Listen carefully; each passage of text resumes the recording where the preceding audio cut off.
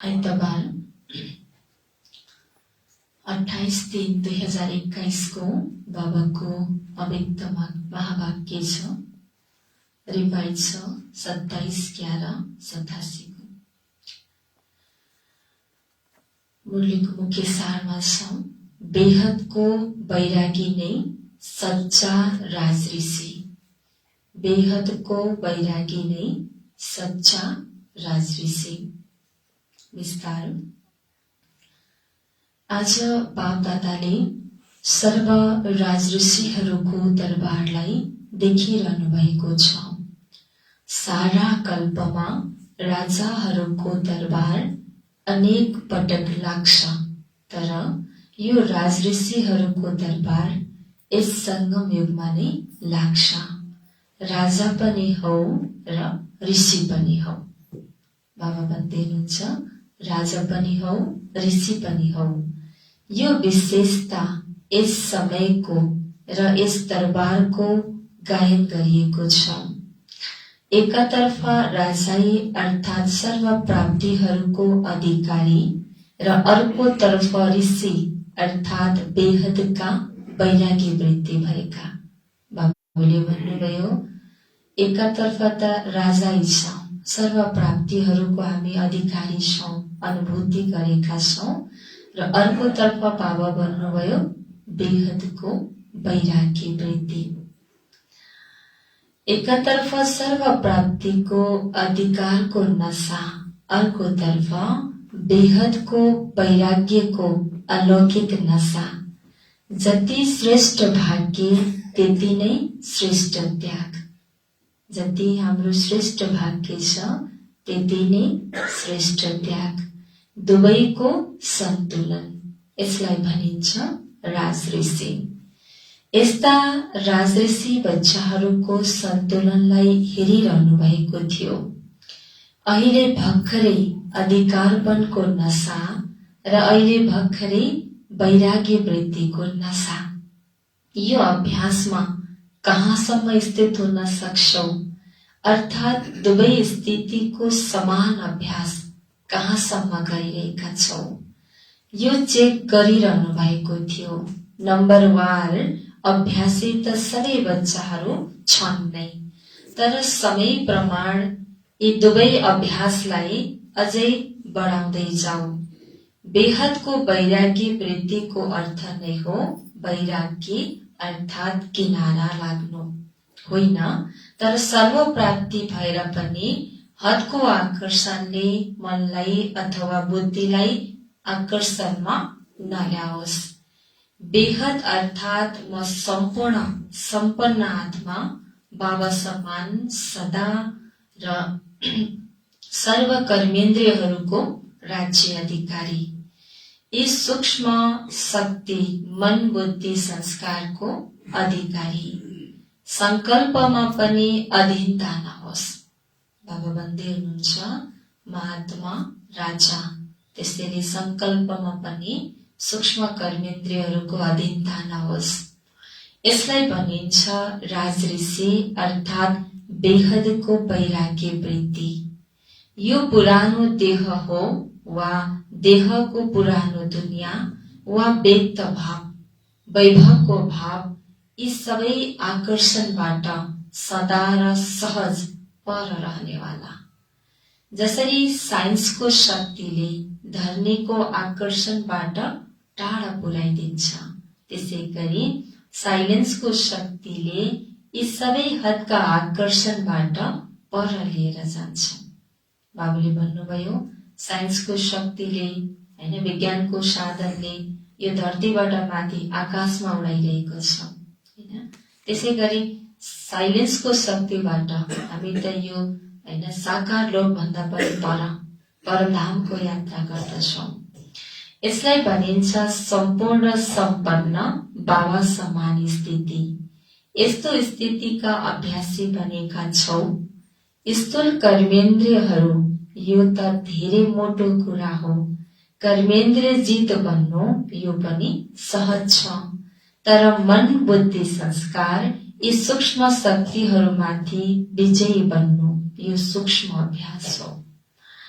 जुन समयमा जुन संकल्प जुन संस्कार इमर्स गर्न चाह्यो त्यही संकल्प त्यही संस्कार सजिलै अपनाउन सकियोस्। यसलाई भनिन्छ सूक्ष्म शक्तिहरूमाथि विजय अर्थात् राजऋषि स्थिति। बाबुले भन्नुभयो हैन, कर्मेन्द्रियहरूमाथि विजय प्राप्त गर्नु यो त मोटो कुरा भयो, तर यतिखेर हामीलाई सूक्ष्म हैन कर्मेन्द्रिय जुन सूक्ष्म शक्तिहरू छन् मन बुद्धि संस्कारमाथि पनि विजय बन्नु, यसको अभ्यासी बन्नु बाबाले भनिरहनु भएको छ। जुन समयमा जुन संकल्प चाह्यो जुन संस्कार इमर्स गर्न चाह्यो त्यही संकल्प त्यही संस्कार सजिलै अपनाउन सकियोस्। यसलाई भनिन्छ सूक्ष्म शक्तिहरूमाथि विजय अर्थात् राजऋषि स्थिति। जसरी स्थूल कर्मेन्द्रियहरूलाई आदेश दिन्छौ यो गर यो नगर, हात तल झार माथि लैजाऊ तलमाथि हुन्छन् नि, त्यसै गरी संकल्प संस्कार र निर्णय शक्ति अर्थात् बुद्धि पनि त्यसरी नै आदेशमा चलोस्। बाबुले भन्नुभयो जुन हाम्रो हात छ हैन, हामीले चाहिँ जहाँ चाहे त्यही हल्लाउन सक्छौं, यतिकै राख्न पनि सकिन्छ, आदेशमा चल्छन्। त्यसै गरी मनलाई पनि आफ्नो अडर प्रमाण आदेशमा चलाउन सक्नु, यसलाई बाबुले भन्नुभयो हैन सूक्ष्म यो सूक्ष्म शक्तिमाथि विजय प्राप्त गर्नु। अहिले भर्खरै एकाग्र चित्त होस्, एक संकल्पमा स्थित हौ, त्यो राजाको आदेश त्यही घडीमा त्यही प्रकारले मान्नु, यो हो राज्य अधिकारीको निशानी। यस्तो होइन 3-4 मिनेटको अभ्यासपछि मनले मानोस् वा एकाग्रताको सट्टा हलचल पनि एकाग्र बनोस्, यस्तालाई के भन्ने, अधिकारी भन्ने? बाबुले सोध्दै हुनुहुन्छ। अहिले स्टप भनेर भन्ने र 2-4 मिनेट पछि 2-4 सेकेन्ड पछि स्टप भयो भने यो त राजाको अर्डर प्रमाण मानेको भएन। जसरी दुनियाँमा हामी गाडी चलाउँछौँ, ब्रेक लगाउनु पर्ने ठाउँ यहाँ ब्रेक लगाउने अनि अगाडि गएर रोकियो भने के हुन्छ, एक्सिडेन्ट हुन सक्छ नि। त्यस्तै मनलाई हैन अथवा राजाले अर्डर गर्यो र हैन त्यतिखेर नै स्टप हुनु, यसलाई हैन राजा भनियो, अधिकारी भनियो। बाँकी पछि गएर स्टप हुन्छ भने त्यसलाई के भन्ने हामी बाबा सोध्दै हुन्छौँ। त्यसैले यस्तो चेकिङ गर, किनकि पहिल्यैदेखि नै सुनाइएको छ अन्तिम समयको अन्तिम रिजल्टको समय 1 सेकेन्डको र प्रश्न पनि एउटै हुनेछ हैन। दुनियाँमा एक्जाम हलमा 3 घण्टाको समय मिल्छ, बच्चाहरूले सोची सोची लेख्न पाउनुहुन्छ, प्रश्न पनि धेरै हुन्छ र कतिपय प्रश्न 10 वटामा 8 वटा मात्रै लेख्दा हुन्छ भन्ने अप्सन हुन्छ हैन। तर बाबुले के भन्नुभयो, हामीलाई के भन्नुभएको छ? बाबुले भन्नुभयो 1 सेकेन्डको समय हुन्छ र प्रश्न पनि एउटै हुन्छ, त्यहाँ रोज्न पनि पाइँदैन र सोचेर त्यसको उत्तर दिने समय पनि हुँदैन। यी सूक्ष्म शक्तिहरूको अधिकारी बन्ने अभ्यास यदि भएन भने, अर्थात् तिम्रो मनले तिमी राजाहरूको आदेशलाई 1 घडीको सट्टा 3 घडीमा मान्छ भने के राज्य अधिकारी कहलाउँछौ? बाबाले सोध्दै हुनुहुन्छ। वा 1 सेकेन्डको अन्तिम परीक्षामा पास हुन्छौ, कति नम्बर मिल्ला? त्यसै गरी बुद्धि अर्थात् निर्णय शक्तिमाथि पनि अधिकार होस्, अर्थात् जुन समय जस्तो परिस्थिति हुन्छ त्यही अनुसार त्यही घडीमा निर्णय गर्नु, यसलाई भनिन्छ बुद्धिमाथिको अधिकार। अघि बाबाले मनमाथिको अधिकार भन्दै हुनुहुन्थ्यो, अहिले के भन्दै हुनुहुन्छ? बुद्धिमाथिको अधिकार। जुन समय जुन परिस्थिति हैन त्यही अनुसारको निर्णय। यस्तो होइन परिस्थिति वा समय बितोस् अनि निर्णय होस्, यो नहुन पर्ने थियो। यदि यो निर्णय गरेको भए धेरै राम्रो हुन्थ्यो। पहिला निर्णय गरिसक्यौ, त्यसको रिजल्ट पनि आइसक्यो, अनि त्यसपछि यस्तो नभन्न पर्ने थियो, नगर्न पर्ने थियो भनेर पछि सोच्नु, यो त राम्रो भएन, पछि पस्ताएर त कामै भएन। त्यसैले बाबा भन्दै हुनुहुन्छ, यदि यो निर्णय गरेको भए धेरै राम्रो हुन्थ्यो आदि।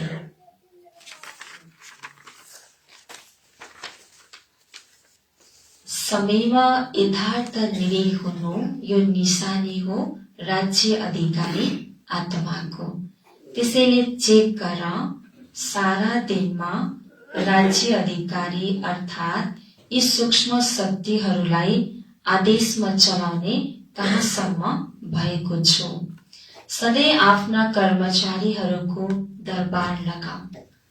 हामीले यज्ञको हिस्ट्रीमा बाबाको पनि कहानी पढेका छौँ, सुनेका छौँ। ब्रह्मा बाबाले आफ्नो कर्मेन्द्रियहरूको दरबार लगाउनुहुन्थ्यो। मनलाई सोध्नुहुन्थ्यो, मुखलाई सोध्नुहुन्थ्यो, मनलाई चेक गर्नुहुन्थ्यो, मैले महात्मा राजाले भनेको मानेको छ कि छैन। त्यस्तै आज बाबाले हामीलाई भन्दै हुनुहुन्छ, चेक गर, सारा दिनमा राज्य अधिकारी बनेको छु। मेरा शक्तिहरूले मेरो आदेशलाई कतिसम्म मानेको छ, यो चेक गर। सधैँ आफ्ना कर्मचारीहरूको दरबार लगाऊ। चेक गर, स्थूल कर्मेन्द्रियहरू वा सूक्ष्म शक्तिहरू यी कर्मचारी नियन्त्रणमा रहेका छन् वा छैनन्। अहिलेदेखिको राज्य अधिकारी बन्ने संस्कारले नै अनेक जन्म राज्य अधिकारी बनाउँछ। बुझ्यौ? भोलि गएर राज्य गर्नु छ नि। त्यसैले आजदेखि त्यो संस्कारलाई हामीले लिएर जानुपर्छ। बाबा भन्दै हुनुहुन्छ, इस प्रकार संस्कारले कतै धोका त दिँदैन। आदि अनादि संस्कार, अनादि शुद्ध श्रेष्ठ पावन संस्कार छ। सर्वगुण स्वरूप संस्कार छन्। आदिदेव आत्माको राज्य अधिकारीपनका संस्कार सर्व प्राप्ति स्वरूपको संस्कार छ। सम्पन्न सम्पूर्णका स्वाभाविक संस्कार छन्। संस्कार शक्तिमाथि राज्य अधिकारी अर्थात् सदा अनादि आदि संस्कार इमर्स हुन्। बाबा भन्दै हुन्छ, आदि अनादि संस्कारलाई इमर्स गर। के हो आदि अनादि संस्कार? बताउनुहोस्, हाम्रो आदि संस्कार के हो? अनादि संस्कार, अनादि भनेको परमधाममा महात्मा बाबाको साथमा ज्योतिबिन्दु अवस्थामा। आदि संस्कार, आदि स्वरूप भनेको देवी देवताको स्वरूपमा। स्वाभाविक संस्कार होस्, मध्य अर्थात् द्वापरबाट प्रवेश हुने संस्कारले आफूतर्फ आकर्षित नगरोस्। संस्कार बस बाध्य नबनियोस्। जसरी भन्छौ नि, मेरो पुरानो संस्कार छ। वास्तवमा अनादि र आदि संस्कार नै पुराना हुन्। हामी के भन्ने गर्छौँ, के गर्ने, मेरो बानी यस्तै छ, आदत यस्तो छ, धेरै कुराहरू हामी गर्छौँ। बाबा भन्नुहुन्छ, तिम्रो सबभन्दा पुरानो संस्कार भनेको त आदि र अनादि संस्कार हो। त्यो त धेरै पर्फेक्ट थियो, राम्रो थियो। ती त मध्य द्वापरबाट आएका संस्कार हुन्। त्यसैले पुरानो संस्कार आदिका भए वा मध्यका भए। अहिलेको जति पनि हामी कमी कमजोरीका संस्कारहरू सुनाउँछौँ, यो त द्वापरदेखिको संस्कार हो। आदि अनादि संस्कार त भयो। बाबा भन्दै हुनुहुन्छ, कुनै पनि हदका आकर्षणका संस्कारले यदि आकर्षित गर्छन् भने संस्कारमाथि राज्य अधिकार भनिन्छ। राज्यभित्र यदि एक शक्ति वा एक कर्मचारी अर्थात् कर्मेन्द्रिय पनि यदि नियन्त्रणमा छैन भने त्यस्तालाई सम्पूर्ण राज्य अधिकारी भनिन्छ। राजाले चाहिँ रुल्स गरिरहनु भएको छ, र त्यसमा चाहिँ एउटा पनि कर्मचारीले भनेको मान्दैन भने ऊ त राजा भएन हैन। त्यसैले बाबा सोध्दै हुनुहुन्छ, तिमी सबै बच्चाहरू सबैले चुनौती दिन्छौ, हामी एक राज्य, एक धर्म, एक मत स्थापना गर्नेहरू हौ। यो चुनौती सबै ब्रह्मा कुमार कुमारीहरूले गर्छौ नि। एक धर्म, एक भाषा, एक राज्य, एक मत, यस्तो दुनियाँको स्थापना गर्नेवाला। त्यसो भए त्यो कहिले स्थापना हुन्छ त? भविष्यमा स्थापना हुन्छ। स्थापनाको निमित्त को हुन्? बाबा भन्दै हुनुहुन्छ त्यो संस्कार कहिले ल्याउने हैन, त्यो स्थापना कहिले गर्ने र गर्नेवाला को हो? सोध्दै हुनुहुन्छ बाबाले। स्थापनाको निमित्त को हुन्? ब्रह्मा हुन् वा विष्णु हुन्? ब्रह्माद्वारा स्थापना हुन्छ नि। जहाँ ब्रह्मा हुन्छन् त्यहाँ ब्राह्मणहरू पनि साथमा हुन्छन् नै। ब्रह्माद्वारा अर्थात् ब्राह्मणहरूद्वारा स्थापना त्यो कहिले हुन्छ? संगममा वा सतयुगमा? कतिखेर हुन्छ? त्यहाँ त पालना हुन्छ नि। सतयुगमा त पालना हुने हो, त्यो त राज्य अधिकारी हैन, प्राप्त गर्ने स्थान हो। त्यहाँ त पालना हुन्छ नि। ब्रह्मा वा ब्राह्मणद्वारा स्थापना यो अहिले हुँदैछ। त्यसैले पहिला सोको राज्यमा हेर, एक राज्य, एक धर्म धारणा, एक मत छ। यदि एक कर्मेन्द्रिय पनि मायाको भिन्नै मतमा छ भने एक राज्य, एक मत बनिँदैन हैन। दुनियाँमा राज्य गर्ने पछिको कुरा हो, पहिला सोमाथि राज्य गर्ने। आफ्नो एउटा पनि कर्मेन्द्रिय हैन, मेरो कर्मचारी, मेरो कन्ट्रोल हैन, मेरो आदेश प्रमाण चलेको छ कि छैन, यसको चेकिङ गर्ने भन्नुभएको छ बाबाले।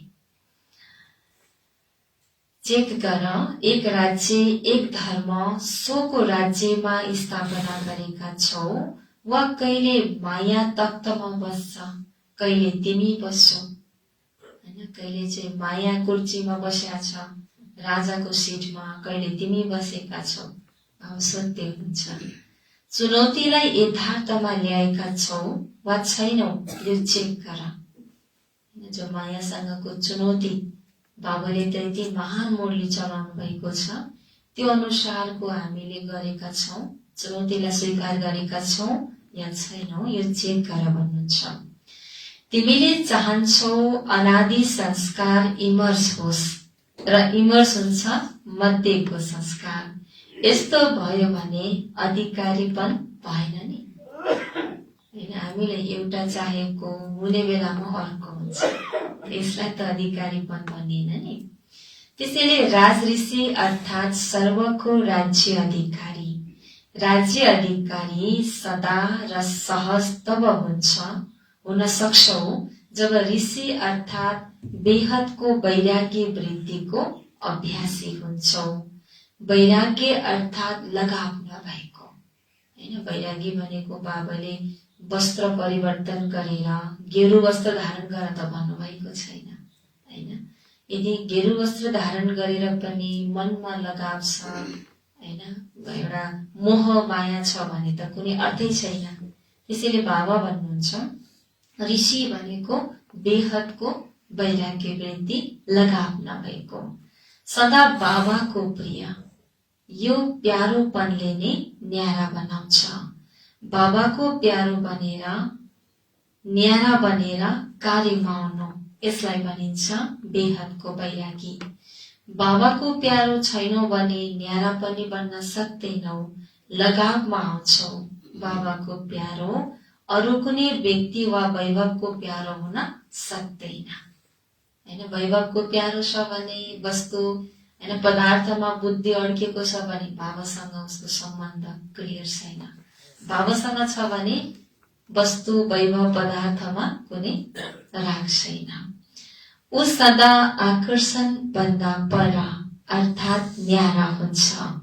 यसलाई भनिन्छ निर्लिप स्थिति। कुनै पनि हदको आकर्षणको लेपमा आउनेवाला होइन। रचना र साधनलाई निर्लेप भएर कार्यमा ल्याओस्। यस्तो बेहदको वैरागी सच्चा राजऋषि बनेका छौं। यस्तो नसोच्नु केवल एक वा दुई कमजोरी रहेका छन्, केवल एक सूक्ष्म शक्ति वा कर्मेन्द्रियको नियन्त्रणमा कमी छ, बाँकी सबै ठिक छन्। तर जहाँ एउटा मात्र पनि कमजोरी हुन्छ त्यही मायाको गेट हुन्छ। चाहे ठुलो चाहे सानो गेट होस्, तर गेट त गेट हो नै हैन। बाबा भन्दै हुनुहुन्छ, कतिसम्म तिमी तयार भएका छौ? बच्चाहरूले के भन्नुहुन्छ? सबै त ठिक छ, एक दुईवटा बाँकी छ। बाँकी बाबाले भन्नुभयो गेट त गेट नै हो, एउटा कमजोरी होस्, सानो कमजोरी होस् या ठुलो, मायाको प्रवेशताको लागि काफी छ। यदि गेट खुल्लै रह्यो भने माया जित जगत जित कसरी बन्न सक्छौ?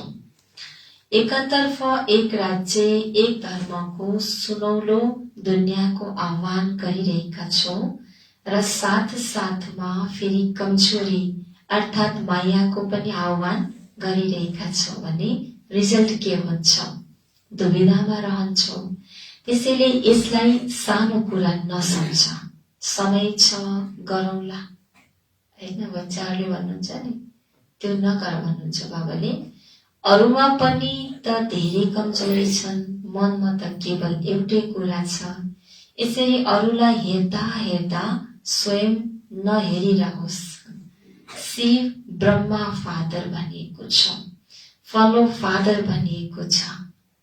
बाबाले भन्नुभयो नि, यज्ञमा कहिले पनि हैन दाजुभाइ दिदीबहिनीलाई हेर भनिएको छैन। ब्रह्मा बाबालाई हेर, मम्मालाई हेर हैन। त्यसैले ममा त सबै कुरा ठिकठाक छ, एउटा दुईटा कुरा त बाँकी हो, यस्तो नभन भन्नुहुन्छ बाबाले। अरूलाई हेर्दै नहेर, आफूलाई चेक गर। बाबा भन्दै हुनुहुन्छ, सर्वको सहयोगी स्नेही अवश्य बन, गुण ग्राहक अवश्य बन, तर फलो फादर। ब्रह्मा बाबाको अन्तिम अवस्था राजऋषिको देख्यो। त्यही बच्चाहरूको प्यार हुँदा हुँदै पनि सामान्य देखेर पनि न्यारापन नै देख्यो नि। बेहदको वैराग्य यही स्थिति यथार्थमा देख्यो। कर्मभोग भएर पनि कर्मेन्द्रियमाथि अधिकारी बनेर अर्थात् राजऋषि बनेर सम्पूर्ण स्थितिको अनुभव गराउनु भयो। त्यसैले भनिन्छ फलो फादर। ब्रह्मा बाबा यज्ञका त्यति धेरै बच्चाहरूको प्यार देखेर पनि न्यारा रहनुभयो। बाबा भन्नुहुन्छ, कर्म भोग थियो नि बाबालाई, खाँसी लाग्थ्यो हैन, बिमारी पनि हुनुहुन्थ्यो, फेरि पनि कर्म भोगलाई पनि कर्मयोगबाट चोक्ता गर्नुभयो। त बाबाले उदाहरण देखाउनु भयो, उदाहरण स्वरूप भन्नुभयो। त्यसैले आफ्ना राज्य अधिकारीहरूलाई, राज्य कारोबारीहरूलाई सदा हेर्नु छ। कुनै पनि राज्य अधिकारीले कतै धोका नदियोस्। ठुला ठुला हैन राज्य कसरी खतम भएका छन्, भित्र एउटा पनि भन्छ नि देशद्रोही भनिन्छ, जो चाहिँ अलिकति पनि भित्रको कमी कमजोरी सूक्ष्म हैन जुन गुप्त बाटोहरू देखाइदिन्छन्, गुप्त जुन भित्री कमजोरीहरू भनिदियो भने ठुला ठुला राज्यहरू ध्वस्त भएका छन्। त्यसैले बाबाले भन्नुहुन्छ, म आत्मा राजा र मेरा सूक्ष्म हैन शक्तिहरू छन्, मन बुद्धि संस्कार कर्मेन्द्रियहरू छन्, एउटाले पनि धोका नदियोस्। यस्ता राज्य अधिकारी बन्ने, बुझ्यौ? अच्छा, आज भिन्न भिन्न स्थानबाट एक स्थानमा पुगेका छौँ हैन। बाबाको घरमा मधुवनमा, मधुवन भनेको त एउटा मेला लागिरहेको छ, आत्मा परमात्माको मेला। त भिन्न भिन्न स्थानबाट आइपुगेका छन् बच्चाहरू र बाबाको घरमा पनि हजुरहरू हैन धेरै ठाउँबाट चारैतिरबाट आउनुभएको छ। यसैलाई नै नदी र सागरको मेला भनिन्छ। मेलामा भेटघाट पनि हुन्छ र खजाना पनि मिल्छन्। त्यसैले सबै मेलामा पुगेका छौँ। नयाँ बच्चाहरूको सिजनको यो अन्तिम ग्रुप हो हैन। जो 87 को मुरली बाबाले हैन यो रिभाइज मुरली छ, त्यतिखेर नयाँ बच्चाहरू र चारैतिरका बच्चाहरू आउनु भएको थियो। त बाबाले भन्दै हुनुहुन्छ सबैको यो भेटघाट भइरहेको छ, खजानाको हैन लेनदेन भइरहेको छ र यो अन्तिम ग्रुप त्यतिखेर बाबाले भन्दै हुनुहुन्छ पुरानालाई पनि नयाँको साथमा मौका मिल्यो। प्रकृतिले पनि अहिलेसम्म प्यारले सहयोग दिइरहेको छ हैन। मधुवनमा अचम्मको अनुभूति हुन्छ। एकदमै गर्मी भइराखेको हुन्छ नि, त्यतिखेर ठ्याक्क पानी परेर शीतल हुन्छ नि, त बच्चाहरू आउनुहुन्छ अनि त्यो प्रकृति पनि खुसी हुँदो रहेछ। धेरै पटक मैले अनुभूति गरेको छु। मधुवनमा भन्नुहुन्छ तपाईहरु नेपालबाट आउनुभयो, पहिला त एकदमै गर्मी थियो, अहिले त पानी पर्यो पनि भन्नुहुन्छ हैन। प्रकृतिले पनि साथ दिन्छ। त्यसैले बाबा भन्दै हुनुहुन्छ अहिलेसम्म प्यारले सहयोग दिइरहेको छ, तर त्यसको बढी फाइदा नलिनु, नत्र प्रकृति पनि होशियार छ। प्रकृतिपति हो नि हामी, त्यसैले प्रकृतिले हामीलाई साथ दिन्छ, यसमा दुई मत छँदै छैन। त्यसको लागि हामी बच्चाहरूले योगमा प्रकृतिलाई योगदान दिने गर्नुपर्छ, तब हामीले चाहेको बेलामा प्रकृतिले साथ दिन्छ। त्यसैले बाबा भन्नुहुन्छ प्रकृतिको धेरै फाइदा पनि नलिऊ, नत्र प्रकृति पनि होशियार छ। अच्छा, चारैतिरका सदा राजऋषि बच्चाहरूलाई सदा सोमाथि राज्य गर्ने, सदा विजयी बनेर निर्विघ्न राज्य कारोबार चलाउने राज्य अधिकारी बच्चाहरूलाई सदा बेहदको वैराग्य वृद्धिमा रहने सबै ऋषि कुमार कुमारीहरूलाई सदा बाबाको प्यारो बनेर न्यारा भएर कार्य गर्ने न्यारा र प्यारा बच्चाहरूलाई सदा ब्रह्मा बाबाको फलो गर्ने वफादार बच्चाहरूलाई बाप दादाको याद प्यार एवं नमस्ते। रूहानी बच्चाहरूको रूहानी बाबालाई गुड मर्निङ, नमस्ते बाबा, नमस्ते। यो छ पार्टीहरूसँग अव्यक्त बाप दादाको भेटघाट। 1 नम्बर, अनेक पटकका विजयी आत्माहरू हौ। यस्तो अनुभव गर्छौ, अनेक पटकको विजयी आत्मा यस्तो अनुभव गर्नुहुन्छ। विजयी बन्न मुस्किल लाग्छ वा सहज? के लाग्छ? बाबुले सोध्दै हुनुहुन्छ, विजयी बन्न मुस्किल लाग्छ वा सहज? हैन, बाबाले हामीलाई 7 दिनको कोर्स गर्दाखेरि नै भनिसक्नु भएको छ हैन। जे पनि हुन्छ राम्रो हुन्छ। बाबाले भन्नुभएको छ नि, अन्तमा त राम्रै हुन्छ, ह्याप्पी एन्डिङ हुन्छ। र 5000 वर्ष पहिला पनि हामी विजयी भएका थियौं, भएका छौं र कल्प कल्प हुनेछौं। त्यसैले विजयी बन्न कोही मुस्किल लाग्दैन, किनकि जुन सहज कुरा हुन्छ त्यो सदा हुन सक्छ, मुस्किल कुरा सदा हुन सक्दैन। जुन अनेक पटक गरिएको कार्य हुन्छ त्यो स्वतः नै सहज हुन्छ। कहिलेकाहीँ कुनै नयाँ काम गरिन्छ भने त्यो मुस्किल लाग्छ। हामीले घरमा गरिने साधारण कार्य हैन, जुन नित्य गरिन्छ त्यो त अप्ठ्यारो लाग्दैन। सधैँ गर्ने कार्यभन्दा अलग गर्न पर्यो भने फेरि हामी हैन मिसो पाउँदैनौँ, अप्ठ्यारो मान्छौँ। त बाबाले भन्न खोज्नु भएको विजय पनि हामी पहिलो पटक भएको होइन, कल्प कल्पको विजयी आत्मा हो। यो त अभ्यास नै छ, त्यसैले केही मुस्किल लाग्दैन। तब त्यही मुस्किल काम पनि सहज लाग्छ। त्यसैले तिमीहरू सबै एक पटकका विजयी होइनौ, अनेक पटकका विजयी हौ। अनेक पटकका विजयी अर्थात् सदा सहज विजयको अनुभव गर्नेवाला। जो सदा विजयी हुन्छन् तिनीहरूलाई हर कदममा त्यस्तै अनुभव हुन्छ। यी सबै कार्यहरू भइ नै सकेका छन्, हर कदममा विजयी भइ नै सकेको छ। हुन्छ वा हुँदैन यस्तो संकल्प पनि उठ्न सक्दैन। जब निश्चय हुन्छ अनेक पटकको विजय हुँ भन्ने, तब हुन्छ वा हुँदैन भन्ने प्रश्न हुँदैन।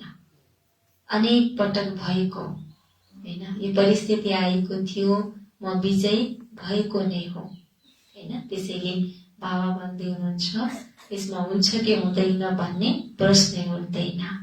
निशेको निशानी हो नशा र नशाको निशानी हो खुसी। बाबाको ज्ञानमा हामीलाई निश्चय छ अर्थात् नशा छ। कुन चाहिँ नशा छ हैन? बाबासँगको प्यार हैन, ज्ञानको नशा छ, योगको नशा छ र नशाको निशानी के छ? खुसी। आज लगातार 3 दिनदेखि बाबाले खुसी भन्दै हुनुहुन्छ नि, खुसी हो नशाको निशानी। जसलाई नशा हुन्छ ऊ सदा खुसीमा रहन्छ। हदका विजयमा पनि कति खुसी हुन्छ। जब विजय प्राप्त गर्छन् तब बाजा गाजा बजाउँछन्। दुनियाँमा पनि कुनै केही कुरामा विजय प्राप्त हुन्छ भने कति नशा हुन्छ, बाजा गाजा बजाएर हिँड्छन्। कस्तो खालको फेरि विजय हो, त्यही अनुसारको हैन, जुन तामझाम पनि हुन्छ। त्यस्तै बाबाले भन्दै हुनुहुन्छ हैन, हामी विजयी छौं त हामी खुसी छौं।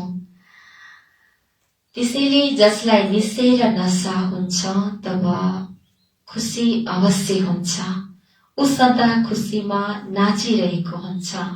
शरीरले त कोही नाच्न सक्छन्, कोही नाच्न नसक्लान् पनि, तर मनमा खुसीको नाच नाच्नु, यो नाच त बेडमा सुतेको बिमारीले पनि नाच्न सक्छ हैन। बाहिर हदबाट शरीरको द्वारा नै नाच्न त सबैले सक्नुहुन्छ, सक्नुहुन्न। सबैलाई तालमेल राम्रोसँग आउला नआउला, तर मनबाट नाच्नको लागि त बसी बसी बिस्तारामा बिमारीमा अवस्थामा पनि सुती पनि मनबाट नाच्न सकिन्छ। कोही पनि होस् यसरी नाच्न सबैलाई सहज छ, किनकि विजयी हुनु अर्थात् स्वतः खुसीको बाजा बज्नु। बाजा बज्छ, खुसी रहनुहुन्छ।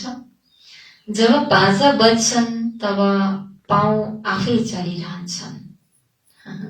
कसैले नजानेको भए पनि बसी बसी भए पनि नाच्न थाल्छन्। पाउ हल्लिन्छ, काँध हल्लिन्छ। त्यसैले तिमीहरू सबै अनेक पटकका विजयी हौ। यही खुसीमा सदा अगाडि बढिरहनु। दुनियाँमा सबैलाई आवश्यकता नै खुसीको छ।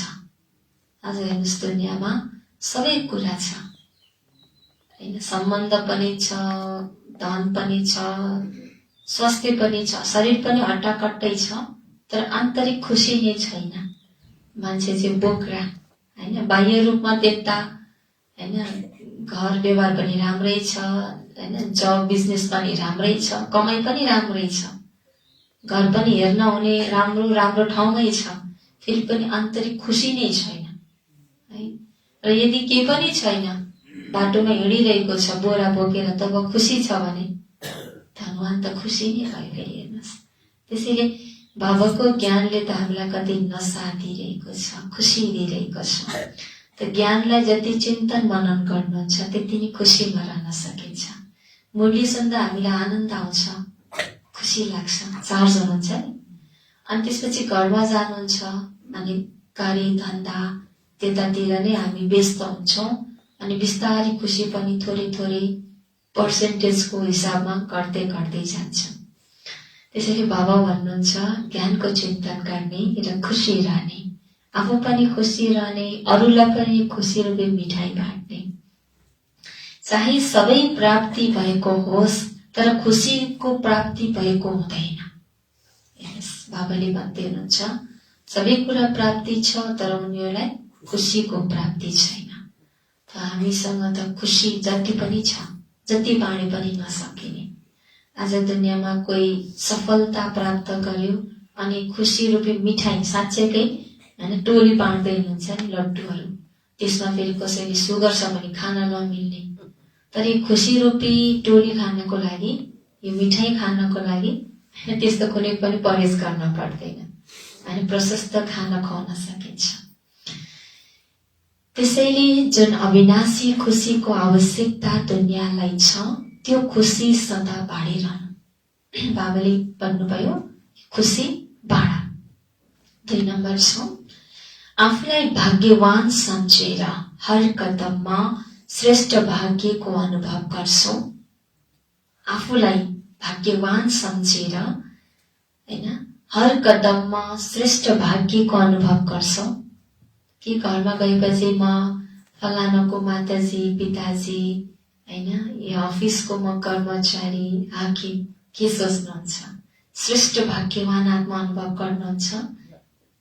किनकि यस समयमा बाबा भाग्य विधाता बनेर भाग्य दिनको लागि आउनु भएको छ। भाग्य विधाताले भाग्य बाँडिरहनु भएको छ। बाँड्ने बेलामा जसले जति लिन चाहन्छ त्यति लिन सक्छ। सबैलाई अधिकार छ। जो सुकैले लियोस् जति सुकै लियोस्। त्यसैले यस्तो समयमा कति भाग्य बनाएका छौ यो चेक गर हैन। बाबाले प्रशस्त बाँडिरहनु भएको छ।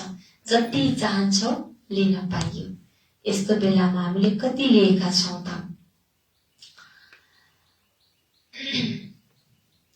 किनकि अहिले भएन भने फेरि कहिल्यै हुँदैन। भाग्य बाँड्नेको समयमा हामी सुतिरहन्छौं, आलस्य अलबेलामा आउँछौं भने पछि फेरि चाहेर पनि पाइँदैन। त्यसैले बाबाले भन्दै हुनुहुन्छ कति लिएका छौ त? त्यसैले हर कदममा भाग्यको रेखा लेख्ने कलम बाबाले सबै बच्चाहरूलाई दिनुभएको छ। के भन्नुभयो बाबाले? शब्द भन्दा पनि अर्थमा जानुस् त। के भन्नुभएको छ बाबाले? भाग्य लेख्नेको कलम भगवानले बच्चाहरूलाई आफ्नो आफ्नो हातमा दिनुभएको छ। जस्तो चाह्यो त्यस्तो भाग्य लेख्न सक्ने हैन। हिजोको कर्मले आज हाम्रो यतिको छ। अब भोलिको भविष्य सुन्दर बनाउनको लागि आज हामीले बाबाको श्रीमतमा चलेर आफ्नो भाग्य लेख्नेको समय हो। कलम हातमा छ र छोड्छ। जति लामो रेखा खिच्न चाहन्छौ त्यति खिच्न सक्छौ। कतिको लामो रेखा तान्ने? आयुको रेखा लामो तान्ने हो कि धनको तान्ने हो कि स्वास्थ्यको रेखा तान्ने हो? जति खिचे पनि त्यहाँ कुनै परहेज छैन हैन। यति मात्रै भन्ने छैन। बाबाले हातमा दिनु भएको छ। कति राम्रो मौका छ हो किन भन्नुस् त? मौका त धेरै राम्रो बाबुले दिनुभएको छ। त्यसैले सदा यो भाग्यवान समयको महत्त्वलाई जानेर त्यति नै जम्मा गरेका छौ नि। यो भाग्यलाई बुझेर यो मौकालाई जानेर त्यति नै जम्मा गरेका छौं या यतिकै बिताएका छौं। यस्तो नहोस् चाहना त धेरै थियो तर गर्न सकिन। गर्न पर्ने त धेरै थियो तर यति मात्रै गरे। यस्तो आफूप्रति गुनासो नरहोस्। बुझ्यौ हैन? एउटा चित्र पनि छ नि बाबाको घरमा हैन। एउटा बच्चाको निधारमा चाहिँ हैन त्यो भाग्यको रेखा लेखिराखेको हैन। त्यो कलम बाबाले हामी सबैलाई दिनुभएको छ। त्यसैले यस्तो समयमा आफ्नो भाग्यलाई बनाउनु पर्यो। भरि गरौँला भोलि गरौँला अझै समय बाँकी छ हैन। बिस्तारै बिस्तारै यस्तो नहोस्। फेरि पछि गुनासो हुन्छ। थाहा त थियो गर्न त पर्ने हो गरिन हैन। अब गर्न पर्ने धेरै थियो थोरै गरे यस्तो गुनासो नरहोस्। एउटा छोटो उदाहरण हो। म एउटा कथा छोटो हजुरहरूलाई भन्न चाहे। एकपटक एकजना असाध्य गरिब व्यक्ति रहेछ र असाध्य गरिब र एकजना सन्यासी भनौँ होइन। उहाँ चाहिँ बाटोमा हिँडिरहनु भएको बेलामा उहाँको घरमा बस्नु भएछ, पानी पिउनु भएछ र उसको गरिबीलाई देखेर दया लागेछ। अनि त्यसपछि उहाँले एउटा चाहिँ विशेष किसिमको एउटा पत्थर हैन दिनुभएछ र त्यो एउटा रातो कपडामा बाँधिएको त्यो हैन पत्थर र भन्नुभयो तिमीलाई चाहिँ म 1 हप्ताको लागि दिन्छु। 1 हप्ताको लागि मात्रै। त्यसपछि मैले यो फिर्ता लिएर जानेछु। र यो एकदम विशेष किसिमको चमत्कारिक पत्थर हो।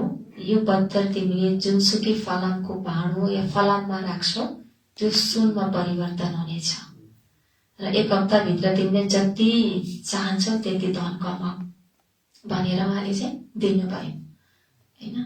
अब सबैको आफ्नो आफ्नो भाग्य भनौँ आफ्नो कर्म अनुसारको प्राप्ति हुँदो रहेछ र उहाँले त त्यो दिनुभएको थियो हैन। असाध्यै कीमती पत्थर दिनुभएको थियो र त्यो व्यक्तिले खुसी भएर स्वीकारेछन् र दराजमा लगेर राखेछन्। त्यो रातो कपडाबाट निकालेर बाहिर राखेपछि मात्रै त्यसले काम गर्ने, त्यो कपडाभित्र चाहिँ अब त्यसले काम गर्थेन। र उसले सोचेछ अब बजारमा गएर फलाम किनेर ल्याउँछु अनि त्यसपछि यसलाई सुन बनाउँछु अनि बेच्छु भन्ने उसको प्लानिङ प्रशस्तै थियो। र बजारमा पनि गएछ। बजारमा गएको त फलामको मूल्य अघि पछि भन्दा 2-4 रुपियाँ बढ्या रहेछ। अनि उसलाई के लाग्यो, हे तेरी त बढ्या रहेछ, घटेको बेला जानु पर्ला भनेर घरमा आएछ। अनि त्यसपछि फेरि 1 दिनपछि गएछ, त्यो त जस्ताको तस्तै घट्दै घटेनछ। फेरि घरमा आउनु भएछ, फेरि अर्को दिन जानुभएछ, झन् 2-3 रुपियाँ बढेछ कि फेरि यस्तो महँगो पनि कसले गर्ने है। फेरि उहाँ फिर्ता आउनुभयो, गर्दा गर्दै 1 हप्ता बितेछ। अनि त्यसपछि उहाँ लिन आउनुभयो।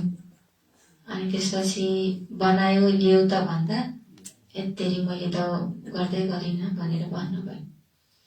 अब उसले त फलामलाई सुन बनाउन सक्थ्यो, महँगै भए पनि हैन, 1000 रुपियाँ बढी तिरेर पनि ल्याएका भए त्यो सुन बेचेर फेरि धेरै आउँथ्यो, फेरि धेरै बेचेर फेरि धेरै आउँथ्यो। तर उसले चाहिँ गर्न सकेन, बुद्धिले लगाएन।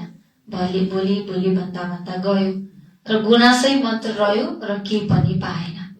त्यस्तै परमात्माले शिव बाबाले सङ्गम युगमा आज त विशेष भन्नुभएको छ, भाग्य लेख्नेको कलम नै तिमीसँग छ, जति चाहन्छौ लेख। अब यसमा हामीले पनि हुन्छ बिस्तारै भोलि गरौँला पर्सि गरौँला भन्दै गयौँ भने समय बित्छ। समय बितेपछि बाबाले ल हिँड्नपछि अब घर जाऊँ भन्नुहुन्छ। अनि त्यसपछि हामी के भन्छौँ, लेख्न त पर्ने थियो धेरै नै भ्याइएन, यस्तो नहोस्, यस्तो गुनासो नहोस्। त्यसैले सदा भाग्यको रेखा श्रेष्ठ खिच्दै जाऊ र अरूलाई पनि यस्तो श्रेष्ठ भाग्यको पहिचान दिँदै जाऊ। हुन्छ नि, आफूलाई कुनै स्थान राम्रो लाग्छ हैन, र कहीँ एकदमै राम्रो ठाउँ छ भने हामी अरूलाई पनि भन्छौँ नि यो ठाउँ साह्रै राम्रो छ हैन, तपाईँ पनि त्यहाँ जानुहोस्, या कुनै स्वास्थ्य केन्द्र छ भने त्यहाँ ठिक छ भन्छौँ हामी। त्यस्तै बाबाले हामीलाई यत्रो श्रेष्ठ भाग्य दिनुभएको छ, आफ्नो भाग्यलाई जानेर अरूको पनि भाग्य बनाइदेऊ। वहाँ मेरो श्रेष्ठ भाग्य, यही खुसीको गीत सदा गाइराख। के गीत गाउने? वहाँ मेरो श्रेष्ठ भाग्य, वहाँ मेरो बाबा वहाँ, यस्तो गीत गाइराख। 3 नम्बर, सदा आफूलाई सुदर्शन चक्रधारी श्रेष्ठ आत्मा अनुभव गर्छौ। आफूलाई सदा सुदर्शन चक्रधारी श्रेष्ठ आत्मा अनुभव गर्छौ। सुदर्शन चक्र अर्थात् सदा मायाको अनेक चक्रबाट छुट्नेवाला। सुदर्शन चक्रले सदाको लागि चक्रवर्ती राज्य भाग्यको अधिकारी बनाइदिन्छ। यो सुदर्शनको चक्रको ज्ञान यस सङ्गम युगमा नै मिल्छ। ब्राह्मण आत्मा हो, त्यसैले सुदर्शन चक्रधारी हो हैन। ब्राह्मण आत्मालाई बाबाले सुदर्शन चक्रको ज्ञान दिनुभएको छ। ब्राह्मणलाई सदा चोटीमा देखाउँछन्, चोटी अर्थात् उच्च हैन, बुझ्न सजिलो होस् भनेर चोटी राखिदो रहेछ हैन। त वास्तवमा सङ्गम युगमा परमात्माले हैन एडप्ट गर्नुभएको जो कर्मका ब्राह्मण नै उच्च भन्दा उच्च हुनुहुँदो रहेछ। हुन त दुनियाँको ब्राह्मणमा पनि नियम हुन्छ, आजभोलि त त्यो होला नहोला, तर हिजोको दिनहरूमा थियो हैन। सधैँ सर सफाई नुहाई धुवाई जहाँ पाइँदै जे पाइँदै गर्नुहुन्थेन। आजभोलिको त थाहा भएन। बाँकी वास्तवमा सङ्गम युगमा परमात्माको श्रीमतमा चल्ने कर्मका ब्राह्मणलाई बाबा भन्नुहुन्छ उच्च। ब्राह्मण अर्थात् सदा श्रेष्ठ कर्म गर्नेहरू, ब्राह्मण अर्थात् सदा श्रेष्ठ धर्ममा रहनेहरू, यस्ता ब्राह्मण हो नि, हैन? श्रेष्ठ कर्म गर्नेवाला, बाबाले दिनुभएको धारणा स्वरूप धारणामा चल्नेवाला यस्ता उच्च श्रेष्ठ ब्राह्मण हो नि भन्नुहुन्छ बाबाले। नामधारी ब्राह्मण होइनौ, काम गर्ने ब्राह्मण हो नि। किनकि ब्राह्मणहरूको अहिले अन्तमा पनि कति नाम छ, पक्कै पनि त्यो कामै ठुलो भएको भएर त अहिलेसम्म नाम रहेको हो। तिमी सच्चा ब्राह्मणहरूको नै यो यादगार हो जुन अहिलेसम्म चलिरहेको छ। कुनै पनि श्रेष्ठ काम हुँदा ब्राह्मणहरूलाई नै बोलाउँछन्। दुनियाँमा कुनै पनि जन्मदा जाँदा कुनै पनि व्रत बन्ध कर्मकाण्डमा ब्राह्मणलाई बोलाइन्छ, किनकि ब्राह्मण नै यति श्रेष्ठ हुन्छन्। त्यसो भए कुन समयमा यस्तो श्रेष्ठ भएका हौ है? गायन त यतिखेर भनौँ अहिलेसम्म चल्दै आएको छ, त त्यो श्रेष्ठ कहिले भएका थियौ त? थाहाले सोध्नुहुन्छ। अहिले बनेका छौ, त्यसैले अहिलेसम्म पनि श्रेष्ठ कार्यको यादगार चलिआएको हो। सङ्गम युगमा हामीले श्रेष्ठ कर्म धारणालाई अपनायौं, सच्चा कर्मको ब्राह्मण बन्यौं र त्यो कर्मको नाम अहिलेसम्म कलियुगको अन्तसम्म पनि चलिआएको छ। बाबा भन्दै हुनुहुन्छ हरेक संकल्प, हरेक बोली, हरेक कर्म श्रेष्ठ गर्ने। के भन्दै हुनुहुन्छ? हरेक संकल्प, हरेक बोली, हरेक कर्म श्रेष्ठ गर्ने यस्ता सुदर्शन चक्रधारी श्रेष्ठ ब्राह्मण हो। कति ठुलो टाइटल, कति उच्च सिटमा लगेर बाबाले हामीलाई राख्नु भएको छ। तिम्रो त संकल्प पनि श्रेष्ठ, बोली पनि श्रेष्ठ, कर्म पनि श्रेष्ठ, यस्ता सुदर्शन चक्रधारी श्रेष्ठ ब्राह्मण हो। सदा यही स्मृतिमा रहने गर। अच्छा, आजको वरदान छ आफ्नो पूजनलाई स्मृतिमा राखेर, आफ्नो पूजनलाई स्मृतिमा राखेर हरेक कर्म पूजनीय बनाउने, हरेक कर्म पूजनीय बनाउने परम पूज्य बाबा।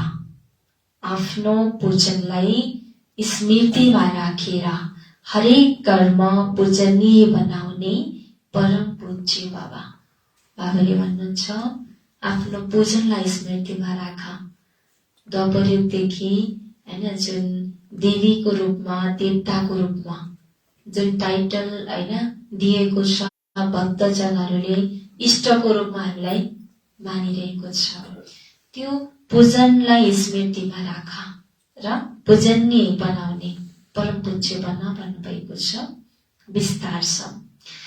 तिमी बच्चाहरूको हरेक शक्तिको पूजन देवी देवताको रूपमा हुन्छ।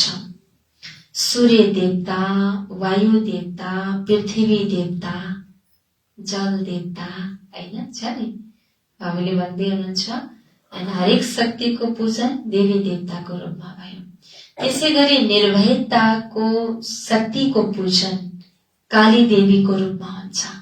भक्ति मार्गमा देवीलाई कालीको रूप पनि देखाइएको छ, असुरको संहार गर्नेवाला। त्यहाँ त हैन सबै काट्दै मार्दै हिँडेको देखाइएको छ। ती भनेको भित्रको मनोविकारहरूलाई त्यसरी नै संहार गर्नेवाला काली स्वरूपा। सामना गर्ने शक्तिको पूजन दुर्गाको रूपमा छ हैन। सामना गर्ने शक्तिको स्वरूप दुर्गाको रूपमा। सन्तुष्ट रहने र सन्तुष्ट पार्ने शक्तिको पूजन सन्तोषी माताको रूपमा छ। वायु समान हल्का बन्ने शक्तिको पूजन पवन पुत्रको रूपमा छ। पवन पुत्र हनुमान भनिन्छ नि, जो चाहिँ हावामा उड्नेवाला संगम युगमा हामी बाबाको यादमा हल्का रहन्छौँ हैन। यो वायुभन्दा पनि हल्का, यो जुन छ नि साकार लोकभन्दा पनि पर जाने हैन, परमधामको यात्रा गर्नेवाला हामी जो हैन पवन पुत्रको रूपमा छ। त्यसैले आफ्नो यो पूजनलाई स्मृतिमा राखेर हरेक कर्म पूजनीय बनायो भने परम पूज्य बन्नेछौँ। त्यसैले बाबा भन्नुहुन्छ आफ्नो पूजनलाई सदा स्मृतिमा राखेर हरेक कर्म हैन आफ्नो त्यो पूजनलाई सम्झने र अहिले त्यसलाई कपी गर्नेवाला। त्यसैले त बाबाले भन्नुहुन्छ नि लक्ष्यको फोटो आफ्नो कमरामा राख्नु पर्यो। हाम्रो लक्ष्य के हो? लक्ष्मी नारायण समान बन्ने, लक्ष्मी नारायण बन्नेको लक्ष्य हैन। लक्ष्मी नारायणको फोटो हेर्ने र आफ्नो फोटो हेर्ने, के बाँकी छ हैन। उहाँहरू समान बन्नको लागि के गुण धारण गर्न आवश्यक छ त्यसलाई चेक गर्ने र पूजनलाई स्मृतिमा राखेर हरेक कर्म पूजनीय बनाउनेवाला परम पूज्य बन्नेछौ भन्नुभयो। स्लोगन छ जीवनमा सन्तुष्टता र सरलताको सन्तुलन राख्नु नै, जीवनमा सन्तुष्टता र सरलताको सन्तुलन राख्नु नै सबैभन्दा ठूलो विशेषता हो। जीवनमा सन्तुष्टता र सरलताको सन्तुलन राख्नु नै सबैभन्दा ठूलो विशेषता हो। आज अव्यक्त मुरलीको मुख्य सारमा थियो बेहदको वैरागी नै सच्चा राजऋषि। बाबाले राजा पनि हौ ऋषि पनि हौ हैन, यसको विषयमा सम्झाउनु भएको थियो हैन। त्यसैले राजा भनेको यतिखेर संगमयुगमा बाबासँग प्राप्तिको अनुभूति, प्राप्तिका अधिकारी, र ऋषि भनेको बेहदको वैरागी, हदको वैरागी होइन, हदमा रहेर पनि हामी बेहदको वैरागी रहने भन्नुभएको छ। ओम शान्ति। प्राणेश्वर शिव बाबा, आदरणीय दिदीजी, सम्पूर्ण सेन्टर समर्पित दिदीजी, बहिनीजी, भाइज्यू र यहाँहरू सम्पूर्ण यज्ञका रक्षक ब्राह्मण कुलभूषण बुवा, दाजुभाइ, दिदीबहिनीहरू, असाध्यै खुसी लागिरहेको छ। विशेष मौकामा यहाँहरूसँग मिलन मनाउन पाइएको छ। संगमयुग बाबाले भन्नुहुन्छ नि आत्मा परमात्माको मिलन र बच्चा ब्राह्मणको पनि मिलन। र यस सेन्टरसँग चाहिँ मेरो विशेष स्नेह रहेको छ। बाल्यकालदेखि नै भनौँ दिदीजी विशेष प्रेरणाको स्रोत हुनुहुन्छ र लौकिकमा मेरो मामा घरै नजिकै छ, सञ्चय घोषमा गोसेरी हुनुहुन्छ र यहाँ आउने क्रममा जहिले पनि म पहिलेदेखि, आजदेखि होइन, करिब 12-15 वर्षदेखि नै भाडाको घरमा आउँदादेखि नै आउने बस्ने गर्थेँ। कतिपय पुरानोहरूले त चिन्नु पनि हुन्छ होला। आउन त आइराख्छु, बस्ने मौका मिलेको थिएन। अहिले धेरै भयो यसरी बस्ने भेट्ने मौका मिलेको थिएन। दिदीजीले 3-4 महिना पहिला जब आएको थिएँ त्यतिखेर बस्न भन्नुभएको थियो दिदीजीले, बहिनीजीहरूले पनि धेरै भन्नुभएको थियो, तर परिस्थिति खासै त्यतिखेर अनुकूल भएन र यतिखेर अलिकति अनुकूल मिल्यो र यहाँहरूसँग मिलन मनाउन पाइयो। शरीरको नाम ब्रह्मकुमारी रोशनी बहिनी, ज्ञानमा परिवार त्यही भनौँ हजुरआमा हजुरबुवा हुनुहुन्छ। हजुरआमा त यहीँ नै क्लास गर्नुहुन्छ, गोसेरी आमा भनेर चिन्नुहुन्छ होला हजुरहरूले कतिपय। तर यतिखेर चाहिँ उहाँको स्वास्थ्य अलिकति घुँडाको प्रब्लम भएको भएर आउन सक्नु भएको छैन। आज आउनु भएको छ। मेरो हजुरबुवा पनि ज्ञानमा हुनुहुन्थ्यो, अहिले हुनुहुन्न, अहिले शरीर छोड्नुभयो। यहाँ नै 84 पूजा गर्नुभएको थियो हजुरआमाले। आमा पनि सेन्टर समर्पित मनकामना सेन्टरको इन्चार्ज हुनुहुन्छ दाजु ज्ञानमै हुनुहुन्छ, बाहिर हुनुहुन्छ यतिखेर र सेवा गर्ने क्रममा बाबुले त नदी भन्नुहुन्छ र विभिन्न स्थानमा जाने सेवा गर्ने क्रम त हुन्छ नै। बाँकी जहाँ गए पनि यहाँ मामा घर आउँदाखेरि म जहिले पनि आउने गर्छु होइन, जहिले पनि आउँछु।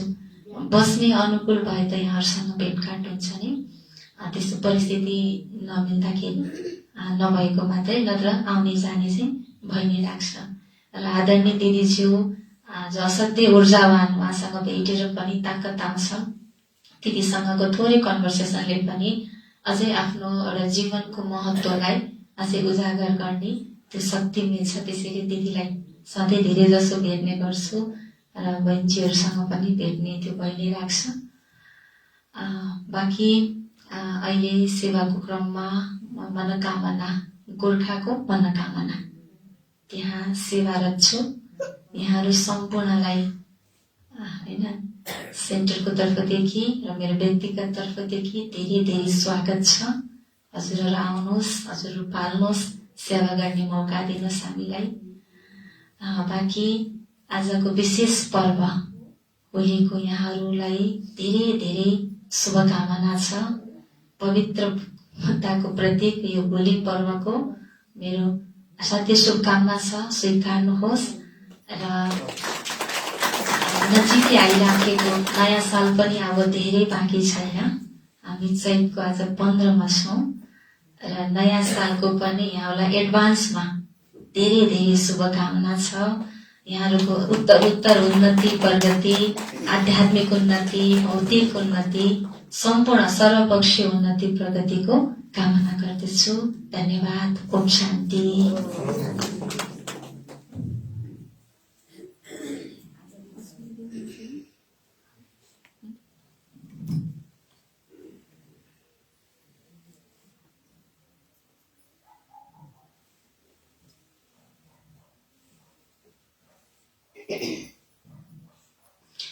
ओम शान्ति, ओम शान्ति, ओम शान्ति।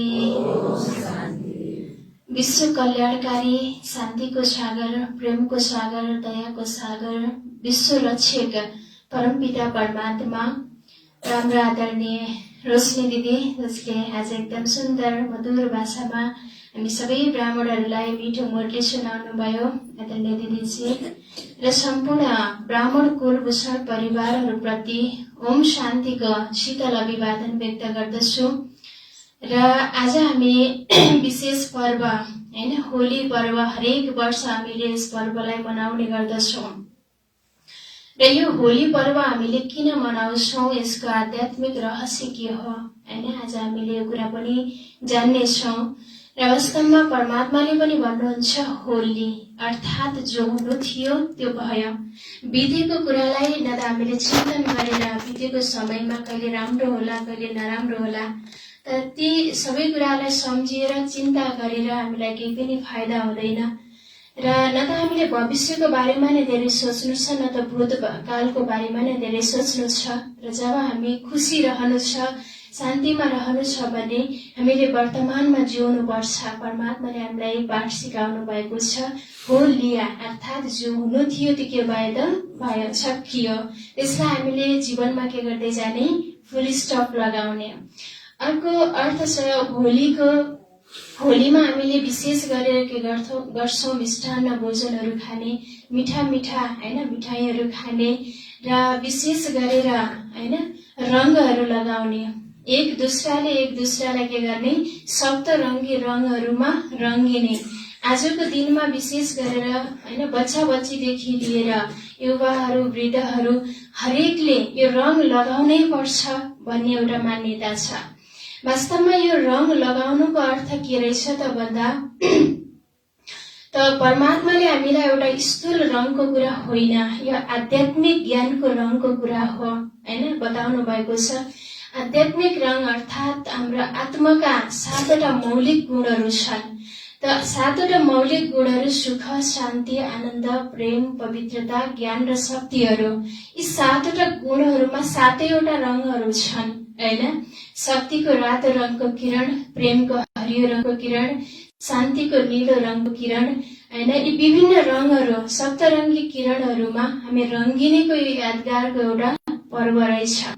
र आजको दिनमा हामीले हरेक व्यक्तिप्रति होइन गुण र विशेषतालाई मात्रै देख्ने, अवगुणहरूलाई नदेख्ने, अवगुण दर्शन गर्ने होइन, गुण दर्शन गर्नुपर्छ। हरेक व्यक्तिसँग हामीले गुणलाई नै जोड्नुपर्छ। त्यसैको यादगारको रूपमा हेर्नुहोस् होइन, श्री कृष्णको नाम मोहना राखियो होइन। अब कसैको मोहना भनेको मोह पनि उहाँकोसँग थिएन र गुणग्राही दृष्टि थियो। उहाँलाई के भन्यो त, हरेकसँग उहाँले के लिनुभयो, गुणलाई लिनुभयो। जो ब्रह्मा बाबा हुनुहुन्छ उहाँले कसैको पनि गुण अवगुणहरूलाई देख्नु भएन, हरेकको गुणलाई मात्रै देखेर आज यति लाखौं आत्माहरूलाई महान बनाउनु भयो। भने जस्तै आजको दिनमा हामीले के गर्ने, हरेकको गुण र विशेषताहरूलाई देख्ने।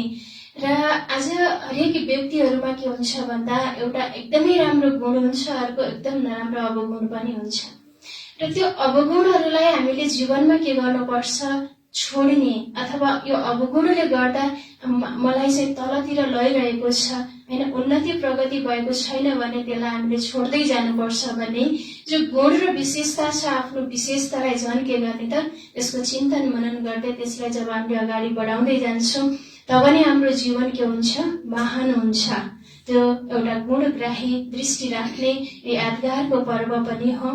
र होली अर्को अर्थमा भनिन्छ यो पवित्रताको पर्व पनि हो। र यसैको यादगारको रूपमा हामीले शास्त्रमा सुन्दै पढ्दै पनि आएका छौँ।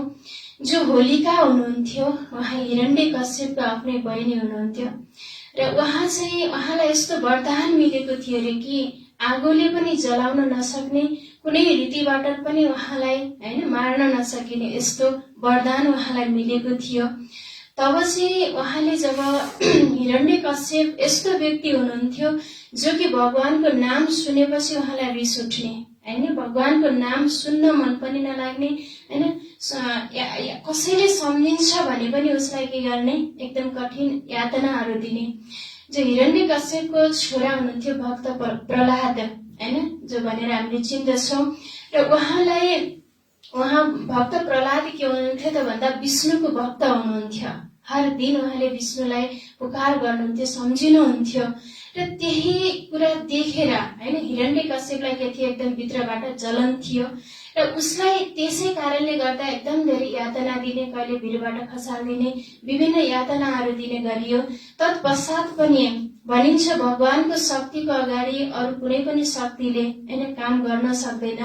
र उहाँले परमात्मालाई यति नै सम्झिएको भएर होला भक्त प्रहलादलाई कसैले पनि मार्न, केही कुनै पनि यातना दिए पनि उहाँलाई केही असर पर्दैन थियो। तत्पश्चात फेरि के भयो त भन्दा उहाँले एउटा युक्ति रच्नुभयो हिरण्यकश्यपले, ताकि प्रहलादलाई होलिकाको काखमा राख्ने र अग्निकुण्डमा राखेपछि होलिका त जल्दिनन् होइन, तर प्रहलाद जलेर खतम हुन्छ भन्ने युक्ति लगाएर उहाँले त्यसरी यो अग्निकुण्डमा राख्नुभयो। राख्दाखेरि पनि भक्त प्रहलादको अनन्य भाव, परमात्मा प्रतिको अटुट स्नेह प्यारको कारणले गर्दाखेरि, परमात्मासँग एकदम धेरै लगन हुनाको कारणले गर्दाखेरि होलिका जसलाई नजल्ने वरदान मिलेर पनि उनी जलिन्, तर होइन भक्त प्रहलाद जल्नु भएन भनेर यो इतिहासमा हामीले सुन्दै आएका छौँ। वास्तवमा हामी आफै चिन्तन गरौँ, जब हाम्रो भित्र मनमा नेगेटिभ सङ्कल्पहरू चल्छ, व्यर्थ सङ्कल्पहरू चल्छ भने व्यर्थ कुरा नेगेटिभ सङ्कल्पले गर्दाखेरि मान्छे भित्र भएको जो सत्गुण थियो, सत्यता थियो, त्यो बिस्तारै बिस्तारै के हुँदै जाँदो रहेछ, रित्तिँदै जान्छ। र जो हामी आत्माले जब राम्रो सङ्कल्प गर्छौँ, पोजिटिभ सङ्कल्प गर्छौँ, हरेक व्यक्ति प्रति शुभ भावना राख्छौँ र परमात्मालाई सम्झिन्छौँ भने, आफ्नो जीवनको साथी भगवानलाई बनाउँछौँ भने कुनै पनि आँधी र तुफानले हामीलाई जलाउन सक्दैन, हटाउन सक्दैन, विषम परिस्थितिहरूले पनि हामीलाई रोक्न सक्दैन भन्ने यो एउटा होइन हामीले ज्वलन्त उदाहरण यस कथाबाट पनि हामीले होइन पाउँछौँ। र आजको दिनमा हामीले यो पवित्रताको पर्वमा ज्ञानको रङ्गले रङ्गिनेछौँ र आजको दिनमा हामीले यो दृढ सङ्कल्प पनि गर्नेछौँ कि 7 गुणहरू जो हामीले पहिलो पाठमा नै पढेका हौँ, हैन। पहिलो पाठमा नै परमात्माले हामीलाई 7वटा गुणहरूको चिन्तन गर्न सिकाउनुहुन्छ र आज मानिसको जीवनमा चाहिएको पनि यिनै सुख, शान्ति, आनन्द, खुसी। किनकि मानिसले धन कमाउँछ सुखको लागि, शान्तिको लागि, जीवनमा खुसी होला, शान्ति होला भनेर नै हो। तर करोडौं सम्पत्ति छ, सम्बन्ध पनि छ, तर मानिसको जीवनमा सुख छैन, शान्ति छैन, खुसी छैन। यो सुख, शान्ति र खुसी हामीलाई कहाँबाट मिल्दो रहेछ त भन्दा जब हामीले 7वटा गुणको चिन्तन गर्छौं, त्यो चिन्तनको माध्यमबाट नै हामीलाई जीवनमा के मिल्छ? खुसी मिल्छ। त्यसैले एक एक गुणलाई जब हामी ध्यानमा बस्छौं, योगमा बस्छौं, तब पनि हामीले 7वटा गुणहरूको गहिरो चिन्तन गरौं। म आत्मा शान्त स्वरूप हुँ, म आत्मा पवित्र स्वरूप हुँ, म आत्मा ज्ञान स्वरूप हुँ, म आत्मा सुख स्वरूप हुँ, म आत्मा शक्तिशाली हुँ। यी गुणहरूको जति हामीले चिन्तन, गहिरो चिन्तन गर्छौं, तब नै हाम्रो जीवनमा सुख शान्ति आउँछ। नत्र कुनै पनि तरिकाबाट हाम्रो जीवनमा खुसी मिल्दैन हैन। त्यसैले यो पर्व, पवित्रताको पर्व, जति हामीले पवित्रताको शक्ति पनि हामीलाई तब आउँछ जब हामीले स्वयं पवित्रताको सागर परमात्मालाई याद गर्छौं, तब हाम्रो त्यो अद्भुत शक्ति हाम्रो जीवनमा आउनेछ भन्दै यस होली पर्वमा सम्पूर्ण ब्राह्मण कुलभूषण परिवारमा यही शुभकामना, शुभ भावना दिँदै आफ्नो शब्दहरूलाई यही विराम दिन चाहन्छु। ओम शान्ति। र आदरणीय दिदीजीहरू पनि लगभग आज भोलिमा फर्किँदै हुनुहुन्छ मधुवनबाट र अब हामी बाबालाई भोग लगाउनेछौँ।